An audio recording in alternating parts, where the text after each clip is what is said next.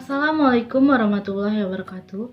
Perkenalkan, saya Resti Ovitasari, mahasiswi Universitas PGRI Palembang, program studi pendidikan matematika. Di sini saya akan memaparkan materi saya yang berjudul Bahan Ajar Matematika dengan Pendekatan Pendidikan Matematika Realistik Indonesia pada materi kubus dan balok untuk siswa kelas 8, guna memenuhi mata kuliah seminar matematika. Selamat menyaksikan.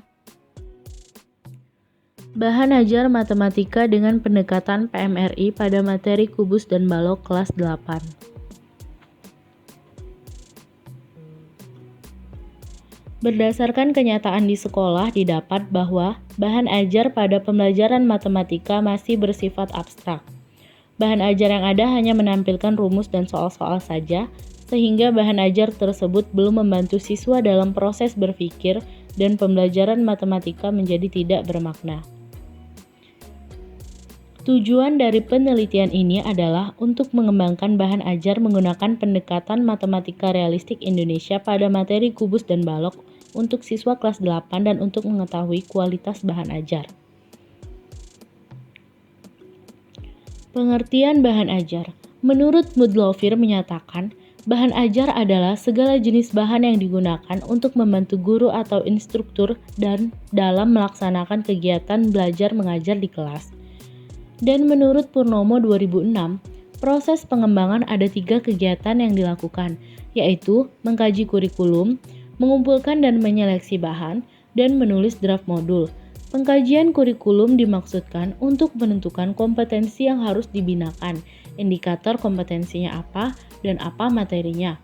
Pengumpulan dan penyeleksian bahan dimaksudkan untuk mengumpulkan bahan atau materi ajar yang mungkin sesuai kurikulum dan kemudian menyeleksinya berdasarkan kriteria tertentu. Jenis-jenis bahan ajar. Menurut Sutopo dan Haryanto menyampaikan, jenis bahan ajar ialah bahan cetak, audiovisual, audio, visual, dan multimedia. Dari beberapa jenis bahan ajar yang ada, dipilih bahan ajar jenis buku teks untuk dikembangkan menjadi modul.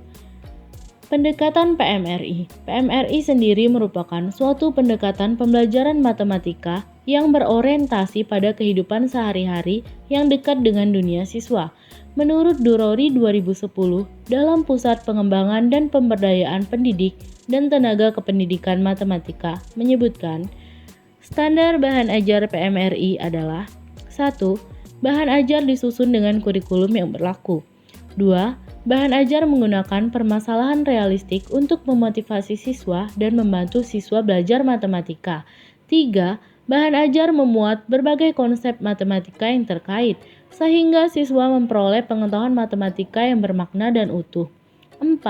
Bahan ajar memuat materi pengayaan yang mengakomodasi perbedaan cara dan kemampuan berpikir siswa. 5. Bahan ajar dirumuskan atau disajikan sedemikian sehingga mendorong memotivasi siswa berpikir kritis, kreatif, dan inovatif, serta berinteraksi dalam belajar. Pembahasan. Prosedur pengembangan yang digunakan dalam penelitian ini menggunakan tahapan model pengembangan ADI, merupakan singkatan dari analisis, design, development, implementation, dan evaluation. Yang pertama, tahap analisis. Tahap ini terbagi menjadi 4 tahap, yaitu analisis kebutuhan siswa, analisis materi, analisis pembelajaran, dan analisis kurikulum. 2. Tahap desain atau perancangan.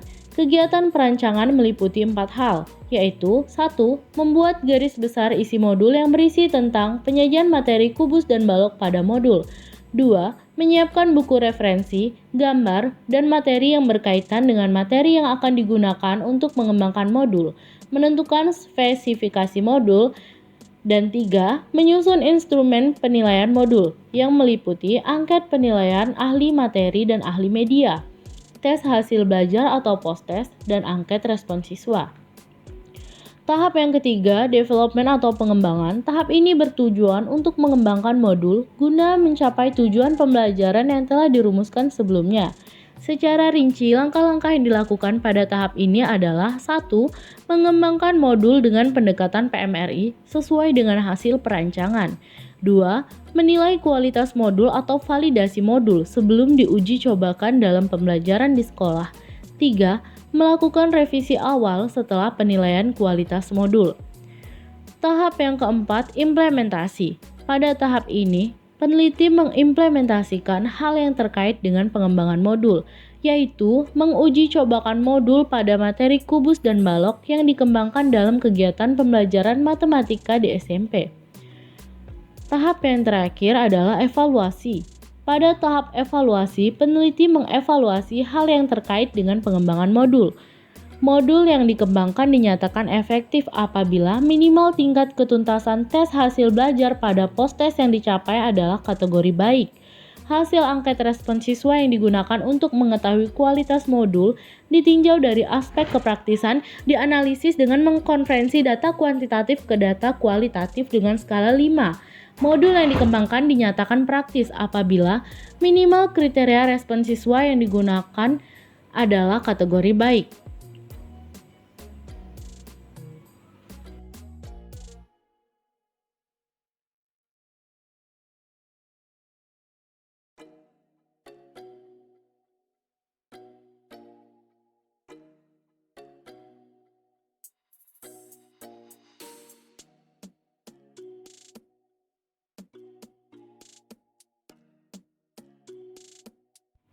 Kesimpulan, berdasarkan hasil penelitian sebelumnya, maka dapat disimpulkan bahwa modul yang dikembangkan dalam penelitian ini telah memenuhi kriteria baik, sehingga dapat dijadikan salah satu alternatif sumber belajar oleh siswa dan guru sebagai penunjang kegiatan pembelajaran matematika dengan pendekatan PMRI pada materi kubus dan balok.